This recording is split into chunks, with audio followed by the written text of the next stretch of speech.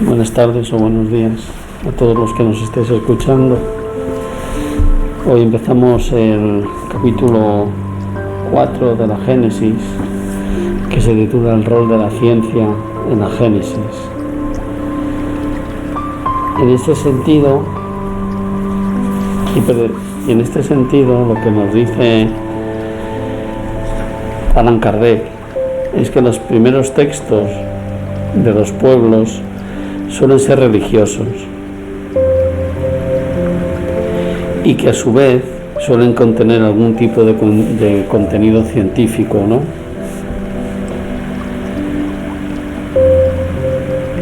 También nos habla de que estos textos, que suelen ser los primeros que se encuentran en cada una de las civilizaciones, nos dicen en el ítem 2,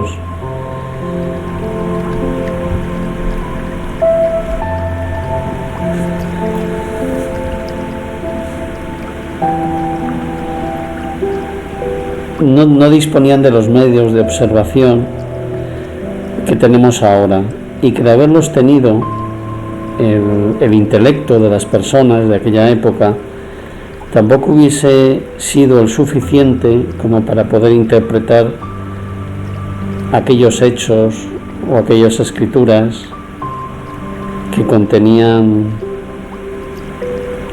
parte científica.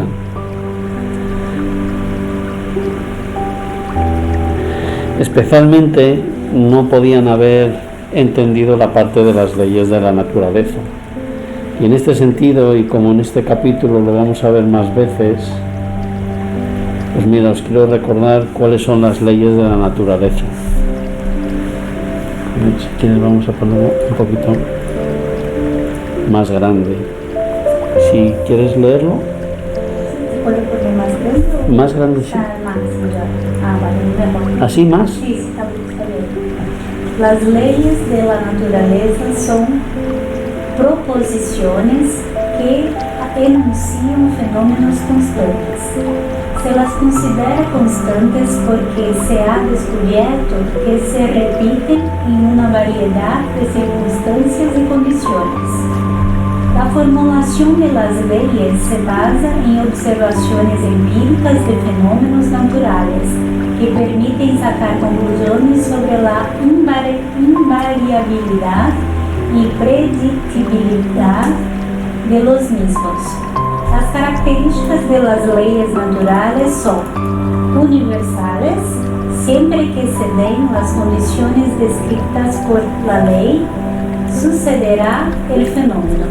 Objetivas, las leyes naturales son objetivas, es decir, pueden ser comprobadas por cualquier persona, y predictivas, dado que son universales, permiten prever que en determinadas condiciones ocurrirán determinados fenómenos. Es decir, que el hombre contemporáneo con las primeras escrituras no tenía este conocimiento, entonces asociaba a muchos de estos fenómenos orígenes distintos.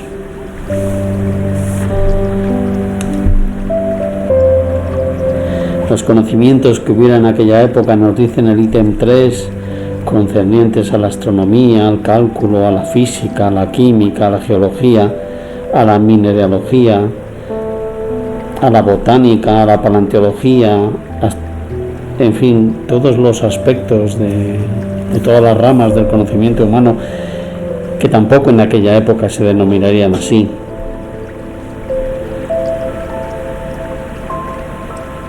Todo para ellos eran hipótesis, sin la posibilidad de poderlo contrastar. Es decir, les faltaba la parte de la experimentación. Nos dice el ítem 4, la ciencia no ha podido desvelar todos los elementos sobre la Génesis, pero sí ha desmentido grandes errores. En el ítem 5 nos dice que la Génesis más próxima a la ciencia moderna es la de Moisés, que está contenida en la Biblia, pero adolece de interpretación.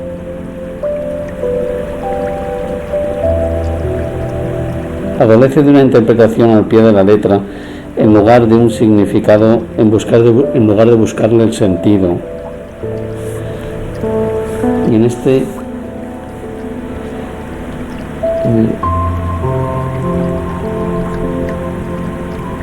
vamos a leer del ítem 4 esta pequeña frase que dice: es imposible que se conciba la Génesis sin los datos proporcionados por la ciencia. Se puede decir con absoluta verdad que la ciencia está llamada a componer la verdadera Génesis según las leyes de la naturaleza. Es decir, lo que propone Kardec, centrándonos por ejemplo en la Génesis escrita por Moisés, es que no podía contrastar aquello que recibía de forma inspirada con un método científico, que de haberlo podido hacer, muchas de las incorrecciones que están contenidas las podría haber solventado. Eso es lo que nos propone. Y en este sentido puesto que nos vamos a centrar en el estudio de la Génesis, de la Biblia, para aquellos que no somos unos entendidos en estos textos, vamos a hacer una pequeña introducción. ¿Quieres que leamos un párrafo cada uno? Podemos, sí. Yo empiezo. Génesis, Moisés. James Busher, famoso cronologista e historiador, fechó el libro. ¿Es? ¿Fechó? Sí, fechó, le puso fecha. Fechó el libro de Éxodo a 1491 a.C. Como Moisés tenía alrededor de 80 años en esa época, es probable que naciera cerca de 1571 a.C., lo que equivale a 2433 AM, ¿qué sería? Sí, Anno Mundi. Anno Mundi. Sí, años transcurridos desde la creación del mundo, según la Génesis. Sin embargo, la Génesis cierra con la muerte de José alrededor de 1635 a.C. o 2369 año mundo. Así que el último evento en Génesis terminó 64 años antes de que Moisés naciera, con más de 2000 años de historia por registrar. Es decir, que este historiador, James Ussher, data respecto de la información contenida en la propia Biblia, cuándo fue la creación del mundo y qué rango de tiempo abarca la Génesis. Sigue diciendo: la Génesis es el primer libro del Antiguo Testamento. Narra los orígenes del mundo, la prehistoria y la historia del mundo hebreo hasta la muerte de Jacob, alrededor de 1400 a.C. Lo mismo que los otros 4 libros siguientes fueron escritos por Moisés, siglo XIII a.C., el cual se valió de varias fuentes. Ver, por ejemplo, Pentateuco. 2 narraciones paralelas hablan de la creación del mundo. Y respecto a la muerte de Jacob, hay una nota al pie de página que he incluido en nuestros apuntes que dice: adelante. Había nacido de Raquel, la esposa amada de Jacob. Está hablando de José. Y era el hijo preferido de su padre. Sus hermanos, nacidos de Lea o de las concubinas de Jacob, lo envidiaban por eso, al punto de venderlo como esclavo. Fue llevado a Egipto, donde, después de ser acusado injustamente de adulterio por su dueña, estuvo en prisión. Al interpretar un sueño profético del faraón, fue liberado y elevado a la categoría de Shat. En tiempos de hambruna, de mucha hambre, salvó al pueblo egipcio y hizo entrar en el país a su familia, perdonó a sus hermanos y les otorgó el país de Gosén, donde se convertirían en el pueblo de Israel. Es decir, que la Génesis finaliza con la muerte de Jacob y aquí nos está narrando la vida de José, que fue vendido por sus hermanos, que fue a Egipto y que José perdonó a sus hermanos, a quienes les otorgó el país de Gosén, donde nació el pueblo de Israel.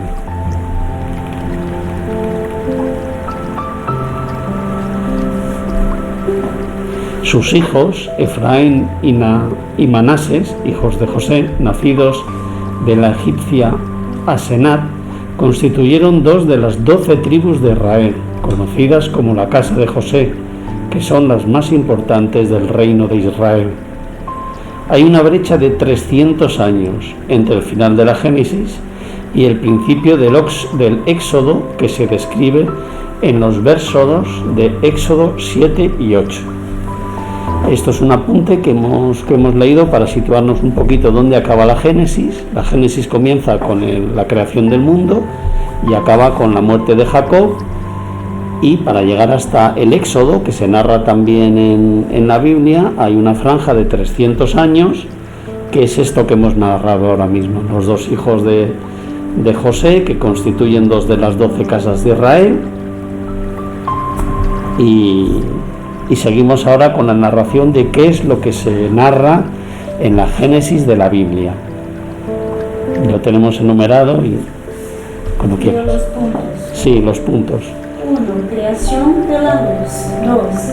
Creación del firmamento. 3. Creación del mar, de la tierra, de su vegetación. 4. Creación de los luminares celestes. 5. Creación de los pájaros y de los animales acuáticos. 6. Creación de los animales terrestres y del hombre. 2 estrofas finales. 1. El reposo divino. 2. La institución del sábado. De este elemental relato se destacan algunas verdades esenciales. 1. El monoteísmo, un Dios único y presentado por el relato bíblico como creador del universo. ¿Tú quieres leer? Lo que tú quieras. Sí.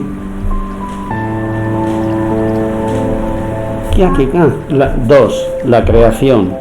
Antes de Dios no hay nada. Él es eterno y en el principio, antes de toda criatura, lo produjo de la nada, con su sola voluntad omnipotente. Todas las cosas, el cielo, la tierra y todo lo que se encuentra en ella, los astros, las plantas, los animales, y ordenó todas las cosas de manera sabiamente. 3. La dignidad del hombre. Dios creó al hombre a su imagen y semejanza, es decir, un ser dotado de inteligencia y de voluntad que imita a Dios en la perfección que Él tiene, por manera infinita. 4. El fin del hombre, el cual está situado por encima de todas las criaturas, todas las demás criaturas, y son creadas hembra y varón, destinado, por lo tanto, a la propagación del género humano. 5. La unidad del género humano. Dios crea al hombre, varón y hembra los creó. Si analizamos estos puntos y los comparamos con lo que luego nos ha aportado la evolución de las especies, la astronomía, vemos que hay similitudes. Por eso entiendo que Kardec dice que de todas las génesis es precisamente esta la más cercana a la ciencia. Sin embargo, contiene errores que luego la ciencia ha desvelado, y esos errores Moisés, si hubiera dispuesto de un método científico para poder contrastar todo aquello que le venía inspirado, con haberlo contrastado científicamente, o haber esperado que la ciencia, por supuesto en ese momento no estaba desarrollada, pero en el caso de que lo hubiera estado, si hubiera podido contrastarlo, o hubiera podido montar un sistema como el de Kardec, con muchas mesas mediúnicas en las que los espíritus coinciden en las respuestas en muchos puntos, hubiera podido contrastar sus inspiraciones de forma científica con las comunicaciones, y de esa manera muchos de los errores contenidos se hubieran disipado. Sin embargo, para la época en la que se escribió, tengamos por cuenta que hace más de 2000 años, bastantes más, este texto se adapta a las necesidades de aquel pueblo, con lo cual desarrolla su función. Pero también, como nos dice Kardec, tenemos que estar siempre pendientes de los avances de la ciencia y pasarlo todo por el tamiz de nuestra razón, porque si un descubrimiento nuevo, si se lleva más allá del límite del conocimiento humano y está contrastado, las leyes de Dios son inmutables, y si son inmutables, si son justas, si son perfectas, no pueden contradecir algo que creemos de antemano, pero que no hemos podido demostrar, y sin embargo hemos podido demostrar algo complementario.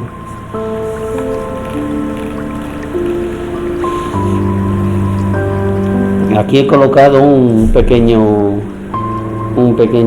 esquema de las fechas, de los tiempos de la Génesis, la fecha de la creación, el diluvio, la Torre de Babel, 2167 a.C., nacimiento de Abraham y de Ur de los Caldeos, 2091 a.C., llamada de Abraham para ir a Canaán, 2066 a.C. nace Isaac, hijo de Abraham y Sara, 2006 nace Jacob, hijo de Isaac y Rebeca, 1991 a.C. muere Abraham en Canaán, 1991 nace José, hijo de Jacob y Raquel, que hemos leído un poquito sobre su vida, 1876 a.C. José y su familia viajan a Egipto, 1859 a.C. muere Jacob en Egipto y 1805 a.C. muere José en Egipto.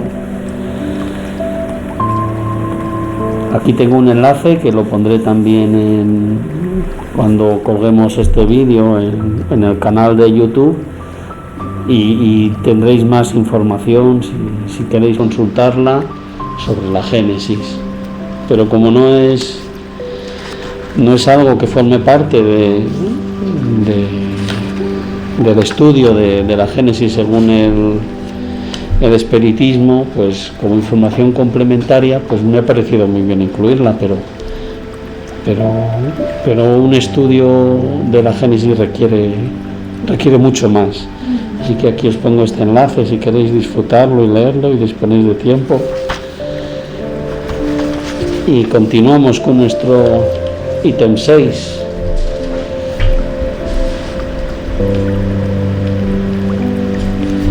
Yo leo. Sí.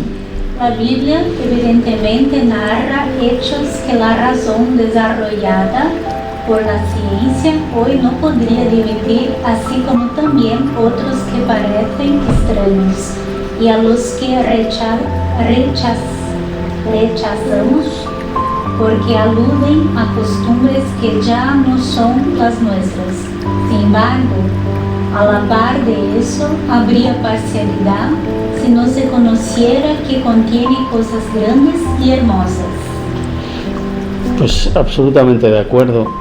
La ciencia avanza, hace refutar algunas de las cosas, algunos de los contenidos de la Génesis, otros los reafirma o los explica,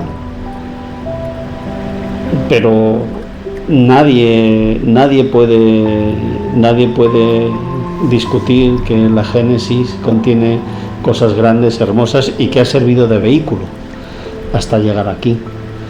Todo contribuye.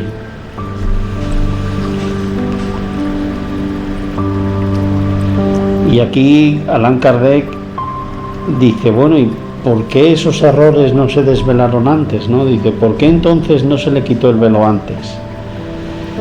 Y él mismo se responde a esta pregunta cuando dice, de un lado, por la falta de los conocimientos que solo la ciencia y una filosofía sana podrían proporcionar, y por otro lado, por el principio de la inmutabilidad absoluta de la fe, consecuencia de un respeto demasiado ciego a la letra, ante la cual la razón debía inclinarse, así como por el temor a comprometer el andamiaje de las creencias, erigido sobre el sentido literal. Como esas creencias partían de un punto primitivo, se temió que si se quebraba el primer eslabón de la cadena, todas las mallas de la red acabarían por disgregarse. Pues lo que nos dice Kardec en esta explicación, primero, si se adoptan estas afirmaciones contenidas en la Génesis como un acto de fe, que hay que creer sin emplear la razón, pues entonces es difícil que nadie pueda interpelar las afirmaciones o los hechos que se narran, sobre todo si es impuesto. Sí, incluso un poquito antes decía también que por esta razón, muchos textos bíblicos tenían un carácter también como sagrado, y la gente, por ver ese carácter sagrado, tanto de los textos bíblicos cuanto de las religiones, no contestaban. Y la ciencia ha venido justamente para hacernos pensar, acorde a la inteligencia humana también, que se ha evolucionado.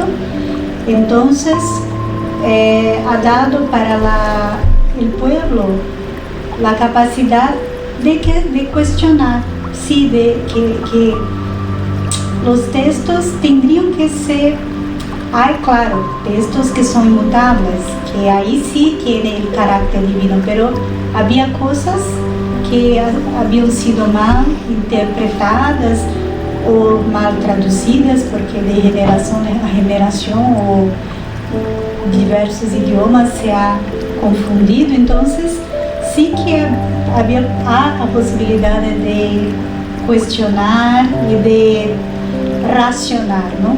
A fé não teria que ser ciega, teria que ser racional. Eso es. Los mandamientos, por ejemplo, son inmutables. Sin embargo, pues la Génesis, aun siendo inspirada, pues contiene estos errores, pero que hasta hace no mucho, incluso hoy en día, pues no sé cuántos cristianos ni en sus diferentes ramas habrán leído la Génesis, ¿no? Que es complicada de leer, que hay cosas que uno se cuestiona y se pregunta, como tú bien dices, y que la ciencia viene a desvelar y a complementar, ¿no? Tampoco viene a explicar mejor, pero como sucede con todas las demás ramas. Nos dirá Kardec un poco más adelante que mientras el estudio de la materia siempre ha contado con el estudio de la experimentación, siempre se ha hecho de forma científica, no se ha hecho así con el mundo espiritual hasta la llegada del espiritismo, ¿no? Hasta que él lo estudió.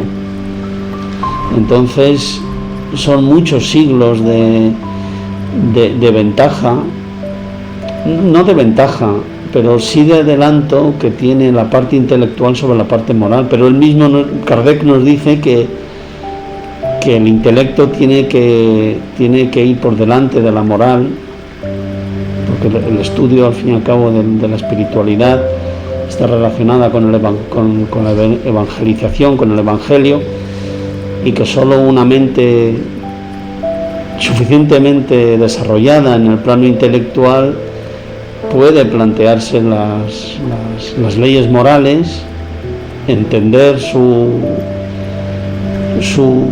beneficio, entender cómo aplicarlas y progresar. Sí. Y aún hoy la ciencia está en proceso de evolución. Entonces muchas cosas que hoy tenemos y hoy interpretamos, porque la Génesis tiene mucha simbología, ¿está correcta esa palabra? Tiene muchos símbolos, ¿no? Bueno, es dogmática, diríamos. Sí, entonces creo que todavía vamos a descubrir muchas cosas, porque la ciencia también va a evolucionar y va a traernos cosas que todavía no sabemos, entonces todo a su tiempo, ¿no? Yo creo que la gran eclosión llegará cuando el estudio de la espiritualidad se imparta como una asignatura más. Es decir, estudiamos las ciencias de la naturaleza, las ciencias de la sociedad, ciencias políticas, estudiamos ingenierías, estudiamos física, estudiamos química, estudiamos astrología, astronomía, botánica, biología. Todos son ciencias y todas se basan en el método experimental, ¿no? Se establecen hipótesis, las hipótesis se demuestran.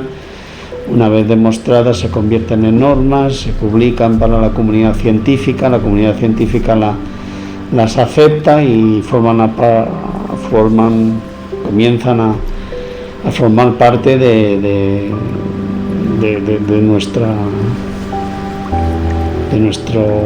nuestra riqueza científica, ¿no? De aquellas conquistas que hemos hecho de la obra de Dios, ¿no? Conquistas en el sentido de entenderlas, ¿no? Y yo creo que la gran eclosión surgirá cuando la mediunidad, cuando la comunicabilidad con los espíritus, cuando el mundo invisible, cuando todo eso se trate como una ciencia más, cuando se le dé ese rango, que es lo que Kardec quería. Pero hoy por hoy, aun habiendo científicos que utilizan un lenguaje, ¿no? Cuando escuchas sus conferencias, un lenguaje muy cercano al mismo lenguaje que utiliza Kardec, o que utilizan terminologías que el mismo Kardec hubiera utilizado, ¿no? Porque sin nombrarlo alinean mucho sus investigaciones con la existencia de un más allá, de un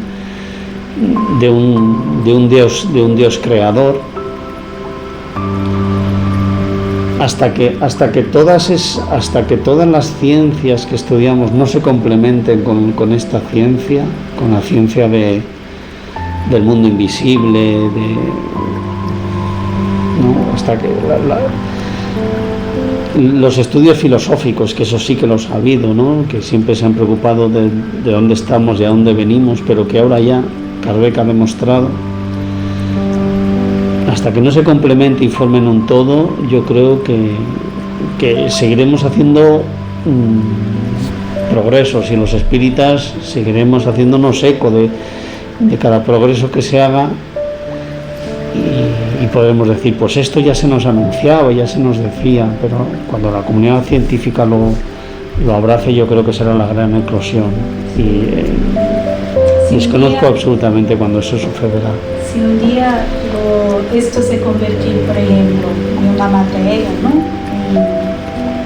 En una asignatura, creo que tendría que haber una homogeneidad de conocimiento entre muchas religiones, por ejemplo, y muchos conceptos que antes que son mantidos hasta hoy.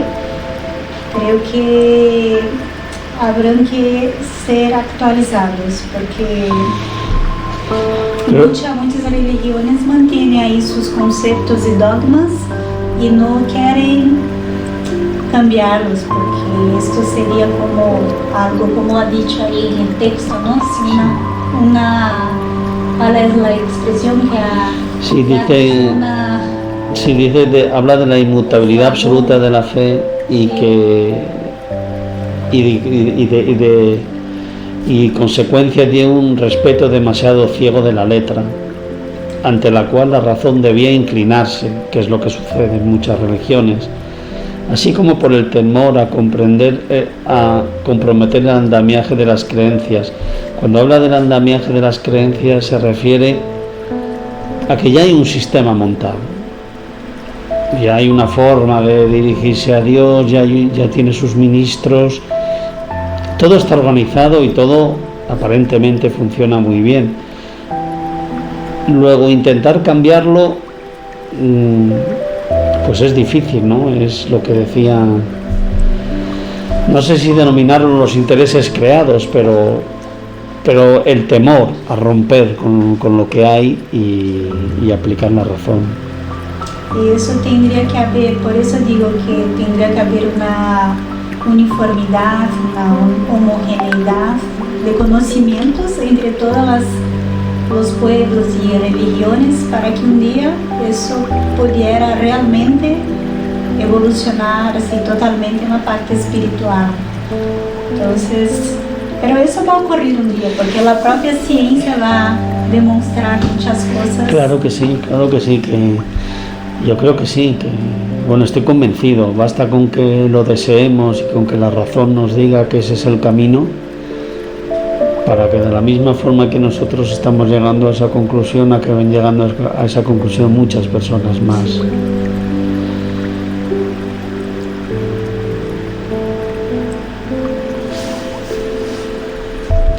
Se pregunta, o nos dice también en el ítem 6, Allan Kardec, que cuando una construcción peligra, y se refiere a las religiones, es decir, si las religiones están perdiendo adeptos, personas que las practiquen, él se pregunta a sí mismo, ¿no es lo más prudente sustituir la cimentación? Es decir, comenzar desde la base, replantearse en qué creemos, qué hacemos, en qué nos aporta esta religión que estamos practicando y tratar de aplicar la razón, que es lo que él dice siempre, aplicar la razón. Sin embargo, por otro lado, también él mismo nos dice que, o todos sabemos, ¿no?, que las religiones y las personas que las practican tienen aquello que necesitan en el momento que lo necesitan. Nada es perfecto, ni siquiera el espiritismo lo es, ¿no? Quiero decir perfecto en el sentido de que sea completo. No es completo, nos faltan muchísimos conocimientos, ¿no? Tenemos aquellos, incluso más de los que somos capaces de entender. Y cabe al hombre el labor de evolucionar junto, ¿no? Y traer la ciencia en su pro, para que puedan juntos crecer en conocimiento y todo eso. Entonces es parte de la espiritualidad y parte del labor del hombre, del trabajo del hombre. Eso es un trabajo combinado. Vamos con el ítem 7. La ciencia asestó un profundo golpe a las creencias seculares. La fe ortodoxa se intranquilizó porque creyó que le quitaban la piedra fundamental. No obstante, ¿quién tenía de su lado a la razón? ¿Acaso la tenía la ciencia, que avanzaba con prudencia y progresivamente sobre el sólido terreno de los guarismos y la observación, sin afirmar nada antes de tener las pruebas en la mano? ¿O un relato escrito en una época en la que no existían en absoluto los medios de observación? Al fin de cuentas, ¿quién debe vencer en el sostiene? El que sostiene.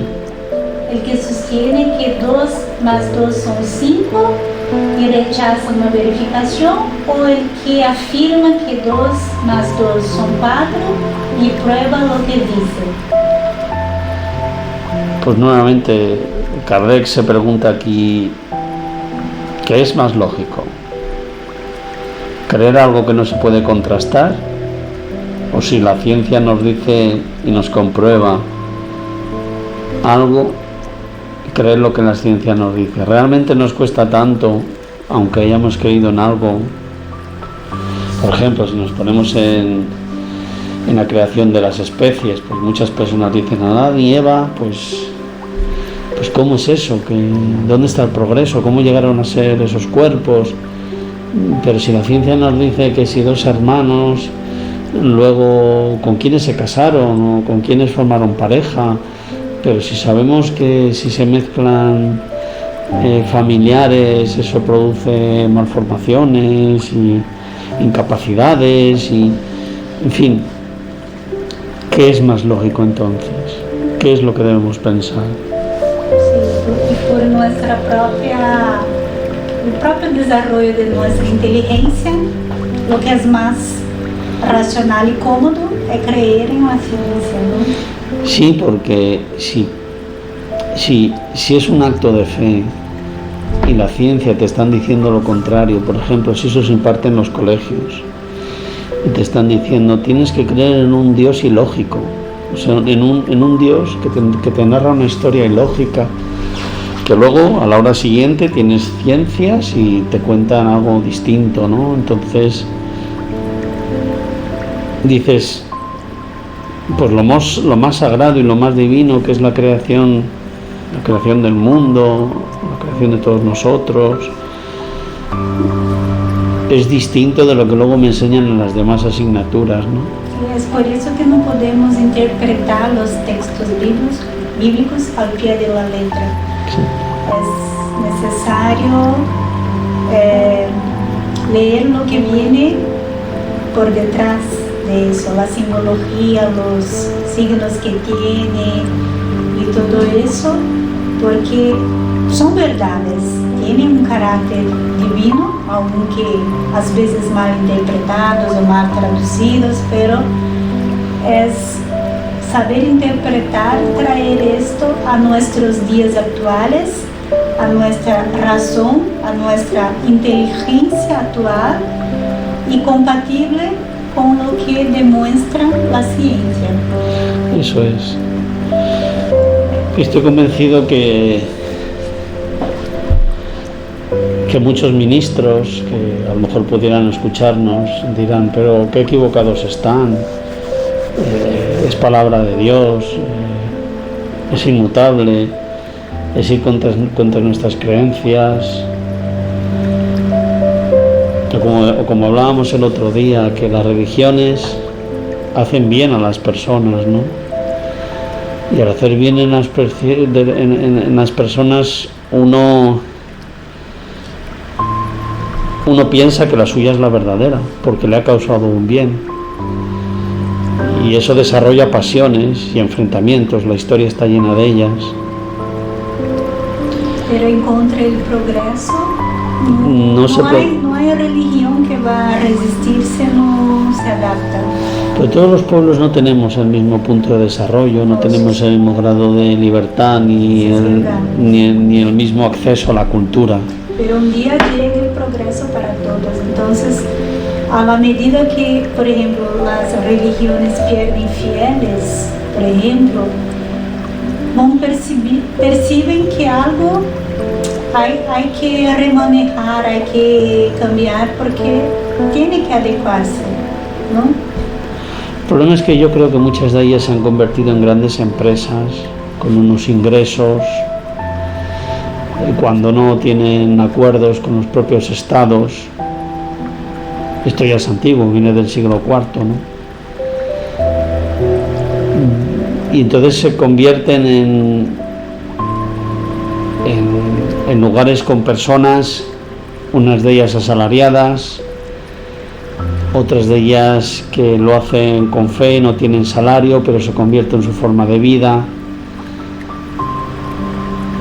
Con lo cual, al llevar tantos siglos funcionando de esta manera, es un mecanismo muy bien engrasado. Bien es verdad que si no hay fieles, pues pues se tambalea, pero yo no sé hasta qué punto, porque no conozco las finanzas de las grandes religiones, pero imagino que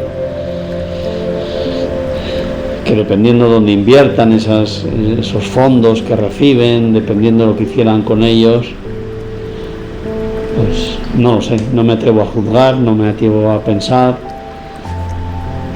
pero sí sé que es muy difícil el organizarse y con el paso del tiempo pues se han convertido en organizaciones mastodónticas, ¿no? De dominación del pueblo.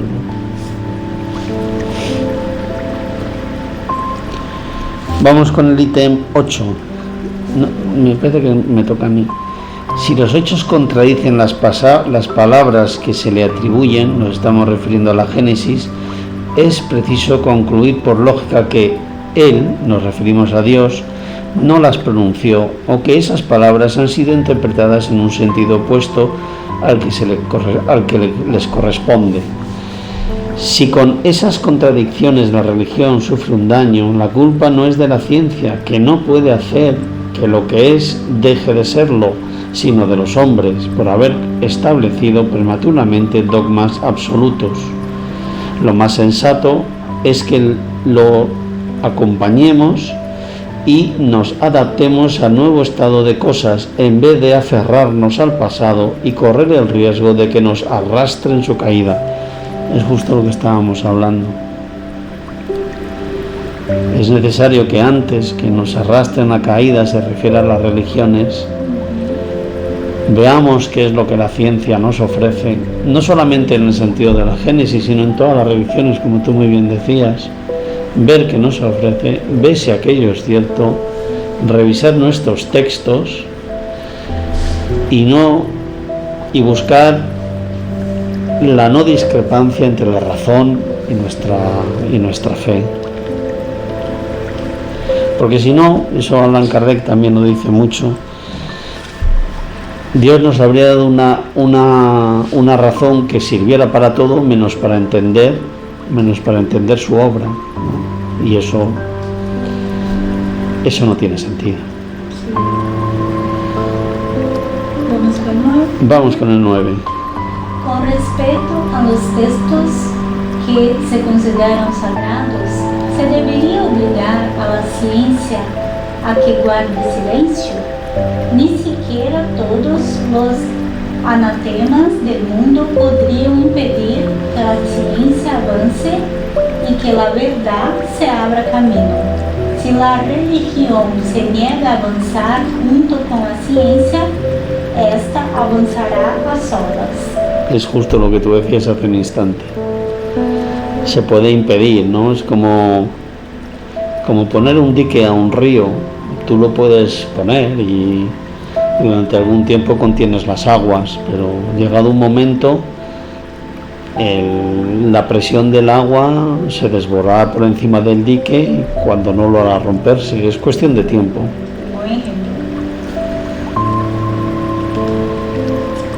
Vamos con el siguiente. Me toca a mí. Una religión que no estuviese acerca de ningún punto en contradicción con las leyes de la naturaleza, no tendría nada que temer al progreso y sería invulnerable. Claro, este es el caso opuesto.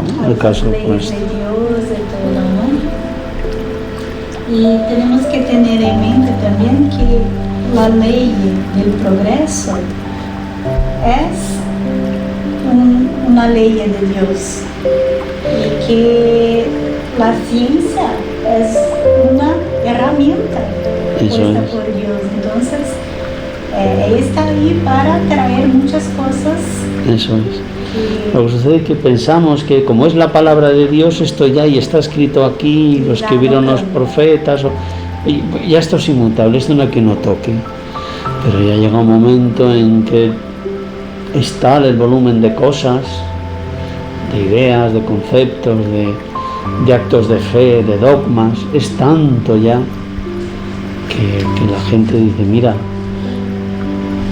y ya no es como hace años, la gente estudia, hace sus formaciones profesionales, hace sus estudios medios, sus estudios superiores, es decir, hay mucha cultura en las personas y hay mucha cultura también de la convivencia de unos con otros, de que aprendemos los unos de los otros sin que se hayan formado en escuelas, pues internet, que es verdad que contiene mucha información confusa, pero también contiene información valiosa, es decir, los medios de comunicación, que también es verdad que unas veces son partidistas, pero otras te muestran la realidad. Entonces hay muchas fuentes de contraste como para mantener un escrito de hace tantos siglos sin revisarlo, ¿no? Porque pues si las personas de aquella época no tenían un conocimiento mayor, pues se adaptó el mensaje al que podían entender. Pero habiendo transcurrido este tiempo, pues revisémoslos como se ha revisado todo. Pues vamos con el 11, nos dice, el ítem 11 dice que la ciencia se ocupa de la evolución material y puede completar la génesis de Moisés, la historia de Dios, la historia del hombre como ser espiritual entra en el terreno de la filosofía. Recordemos que la filosofía estudia el origen y destino del hombre y la filosofía dejó el tema sin solucionar. Es decir, la filosofía, los planteamientos filosóficos que se hacen no dan una solución al origen y al destino del hombre. La solución viene con Kardec, que la demuestra empíricamente.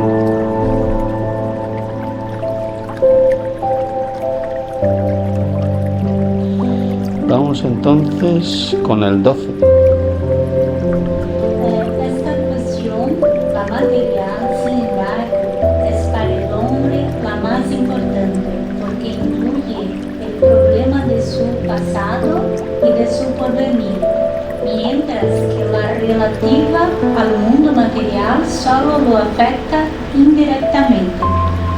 Lo que le importa saber ante todo es de dónde viene y hacia dónde va, así como si ya ha vivido, si volverá a vivir y cuál es el destino que le está reservado. Nos dice Kardec que el hombre que es materialista y que no conoce cuál es su origen y su destino se dedicará solamente, o sus esfuerzos serán encaminados al mundo material, pero que en el momento en el que conoce cuál es su origen y cuál es su destino, eso se convierte en el centro de su atención una vez que interioriza ese conocimiento, ¿no? Porque tampoco es lo mismo saberlo que interiorizarlo, ¿no? Pero una vez que interioriza ese conocimiento se convierte en la base de su conocimiento, y sin dejar de utilizar elementos materiales, porque estamos encarnados, reencarnados, y tenemos unas necesidades que cumplir, unas necesidades básicas de alimentación, de vestido, pues sin tener que, cubriendo estas necesidades, sin embargo, esta otra idea sobre cuál es su origen y cuál es su destino se convierte en el foco de su atención, o al menos le dedica mucho más atención del que dedicaba cuando desconocía este punto. Pero claro, es lo que decíamos anteriormente, para esto se requiere que el hombre primero se lo plantee, que nazca en él la inquietud y luego que investigue y que busque.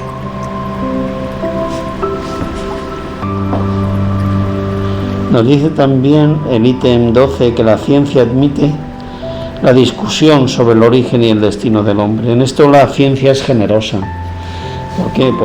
Porque la ciencia sí admite que dentro de sus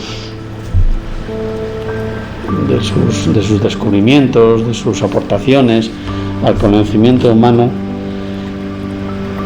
estos conocimientos se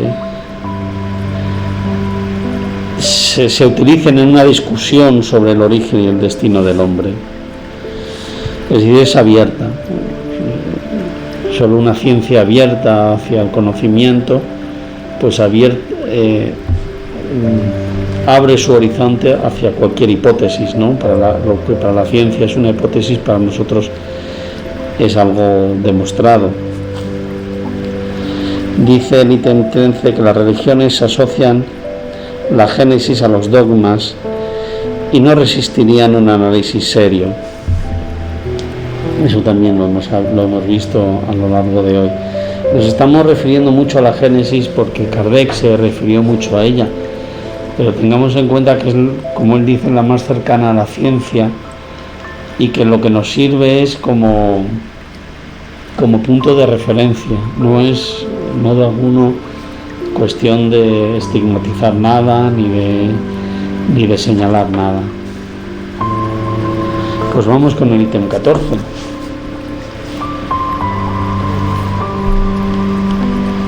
¿Me toca a mí? No sabía. El hombre encara con ansiedad lo desconocido, donde tarde o temprano fatalmente tendrá que ingresar. Fatalmente se refiere a que su destino es ese. La idea de la nada lo paraliza. Su conciencia le dice que más allá del presente hay algo que le está reservado. Pero ¿qué será? Su razón desarrollada ya no le permite seguir admitiendo las narraciones con que lo arrullan en su infancia, ni tomar la alegoría por la realidad. Lo que nos dice aquí Kardec es que el hombre madura, y que este hombre que madura, su conciencia, que es donde sabemos que está escrita la ley de Dios, le va indicando que hay un más allá. Y esto despierta en él una inquietud que las religiones tradicionales no le satisfacen, no le satisfacen, y que lo que le cuentan en la infancia, que son, pues, normalmente son narrativas adaptadas, tampoco puede tomar aquello como una realidad. Pues del mismo modo que a un niño se le narran las cosas de una forma determinada y cuando es adulto se le narran de forma no distinta, pero más pormenorizada, entendiendo que su intelecto es mayor, su capacidad de raciocinio es mayor, pues lo mismo hay que hacer con los textos históricos, los textos religiosos, ¿no? Ahora el hombre es más adulto y es capaz de entender aquello que antes no entendía. Y continúa el ítem 14. La incertidumbre acerca de las cosas de la vida futura hace que el hombre se arroje, poseído por una especie de frenesí, sobre las cosas de la vida material. Es lo que decíamos antes, el hombre que desconoce cuál es su origen y cuál es su destino, o que piensa que su origen es la casualidad y su destino es la muerte sin más, pues dedica sus días a disfrutar de la vida material. Nos dice el ítem 15, se han tenido medios para el estudio del mundo material, pero no así para el mundo espiritual. Y es cierto, lo hablábamos también antes, ¿no? Toda la parte de experimentación, considerar la mediunidad como una ley natural, no es algo que se le haya podido, de lo que haya disfrutado el espiritismo hasta la llegada de Kardec. El ítem 16 nos dice, con el espiritismo utiliza el método experimental equiparándolo al método utilizado por la ciencia. Eso es lo que le faltaba a la génesis para detectar sus errores. También lo decíamos directamente antes. Lo que hacía Kardec, ¿no? Me corría con mis historias, que probaba con uno, confrontaba con uno. Eso es, utilizar un método experimental. Dice que eso es lo que le faltaba a Moisés. Pero probablemente, como nos decía al principio de este capítulo, la inteligencia de los hombres, aunque lo hubiera podido, no lo hubieran entendido. Hoy sí lo entendemos, en aquella época no lo hubiéramos podido entender. Y vamos con el último ítem, el 17. Solo ahora, aunque ni la ciencia material ni la ciencia espiritual hayan pronunciado la última palabra, el hombre posee los dos elementos adecuados para arrojar luz sobre este inconmensurable problema. Le resultaban absolutamente necesarias esas dos claves para llegar a una solución al menos aproximada. Es lo que nos dice Kardec, es que ahora tenemos la ciencia y que podemos utilizar el método experimental para contrastar todos aquellos textos religiosos que tenemos y pasarlos por el tamiz de nuestra propia razón. Que ahora con estos dos elementos, estas dos claves, podemos llegar a una solución, pero, y lo dice justo al final del capítulo, aproximada. ¿Por qué? Porque cuando conquistemos este conocimiento, la ciencia habrá dado un paso más, o habremos tenido más conocimientos que habremos recibido de forma mediúnica y que podemos contrastar, y así iremos siempre conquistando un pasito más hacia el conocimiento de dónde venimos y a dónde vamos. Bueno, pues con esto paramos la grabación y nos despedimos hasta la próxima entrega. Un saludo a todos. Adiós.